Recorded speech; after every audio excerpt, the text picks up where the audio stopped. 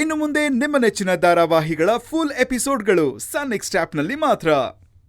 No,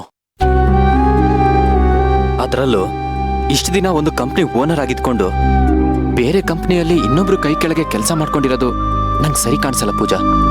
ಅದೇನೇನ್ ಮಾಡ್ಬೇಕು ಅನ್ಕೊಂಡಿದ್ಯಾ? Hotel business ಮಾಡ್ಬೇಕು ಅನ್ಕೊಂಡಿದ್ದೀನಿ. ಅದು ಯಾರ ಹತ್ರನೂ ದುಡ್ಡು ತಗೊಳ್ದೆ ಸ್ವಾಭಿಮಾನದಿಂದ ಫುಟ್ಪಾತ್ ಅಲ್ಲಿ ನಿಂತು ಶುರು ಮಾಡ್ತೀನಿ.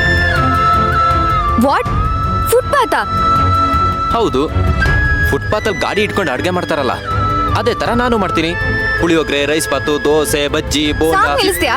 ಅಲ್ಲ ಅಶ್ವಿನ್, ಬುದ್ಧಿ ಇದ್ದು ಮಾತಾಡ್ತಿದ್ಯೋ ಅಥವಾ ತಲೆ ಕೆಟ್ಟಿಗೆಲ್ಲ ಮಾತಾಡ್ತಿದ್ಯಾ? ನಾನ್ ಯಾರು ಗೊತ್ತಲ್ವಾ ನಿಂಗೆ? ಲಾಯರ್. ನಮ್ಮಪ್ಪ ಯಾರಂತ ಗೊತ್ತಲ್ವಾ? ದೊಡ್ಡ ಬಿಸ್ನೆಸ್ ಮ್ಯಾನ್. ಅವ್ರ ಅಳಿಯಾಗಿ ನೀನ್ ರೋಡ್ ಮೇಲೆ ಪುಳಿಯೋಗರೆ ಚಿತ್ರಾನ್ನ ಎಲ್ಲ ಮಾರ್ತಿದ್ರೆ ನನ್ ಮರ್ಯಾದೆ ಏನಾಗ್ಬೇಡ, ಈ ಮನೆ ಗೌರವ ಏನಾಗ್ಬೇಡ. ನಿನ್ ಗಂಡ ಏನ್ ಮಾಡ್ತಿದ್ದಾನೆ ಅಂತ ಕೇಳಿದ್ರೆ ಫುಟ್ಪಾತ್ ಅಲ್ಲಿ ಚಿತ್ರಾನ್ನ ಮಾರ್ತಿದ್ದಾನೆ ಅಂತ ಹೇಳ್ಬೇಕಾ? ಫ್ರೆಂಡ್ಸ್ ಮುಂದೆ ಎಲ್ಲ ಅವಮಾನ ಆಗಲ್ವಾ?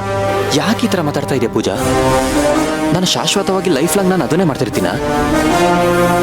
ದೊಡ್ಡ ದೊಡ್ಡ ಬಿಸ್ನೆಸ್ ಮ್ಯಾನ್ಗಳೆಲ್ಲ ಬಂದಿರೋದು ಸೊನ್ನೆಯಿಂದಾನೆ ತಾನೆ. ಹಾಗೆ ನಾವು ಸೊನ್ನೆಯಿಂದಾನೆ ಲೈಫ್ ಶುರು ಮಾಡೋಣ. ಹುಟ್ಟಾನೆ ಸೊನ್ನೆ ಆಗಿದ್ರೆ ಪರವಾಗಿಲ್ಲ, ಆದ್ರೆ ಹುಟ್ಟ ಹೀರೋ ಆಗಿ ಹುಟ್ಟಿ ಅದನ್ನೆಲ್ಲ ಬಿಟ್ಟು ಝೀರೋ ಇಂದ ಬದುಕ್ತೀನಿ ಅನ್ನೋದು ಮುಟ್ಟಾಳ್ತನ, ಮೂರ್ಖತನ. ಅಲ್ಲ ಪೂಜಾ, ನನ್ ಮಾತು ಕೇಳು. ನಾನ್ ಯಾರ ಮಾತು ಕೇಳಲ್ಲ. ನಮ್ಮಪ್ಪ ಒಪ್ಪದೆ ಹೋದ್ರು ನಾನ್ ಅವ್ರ ಹಟ್ಟದ ಮೇಲೆ ನಿನ್ನ ಒಪ್ಪಿ ಮದ್ವೆ ಆಗಿದ್ದೀನಿ. ಅಪ್ಪಿ ತಪ್ಪಿ ಅವ್ರೇನಾದ್ರು ನಿನ್ನ ಫುಟ್ಪಾತ್ ಅಲ್ಲಿ ನೋಡಿದ್ರೆ ನನ್ ರೆಪ್ಯುಟೇಷನ್ ಏನಾಗ್ಬೇಡ. ನಾನ್ ನನ್ನ ಸಂಬಂಧಿಕರ ಮುಂದೆ, ಫ್ರೆಂಡ್ಸ್ ಮುಂದೆ ಎಲ್ಲ ತಲೆ ಎತ್ತಿ ಓಡಾಡದೆ ಇರೋ ಹಾಗೆ ಮಾಡ್ಬೇಡ.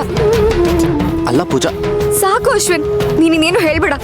ಇಷ್ಟು ದಿನ ನಾನು ನಿನ್ ಮಾತು ಕೇಳಿದ್ದೀನಿ.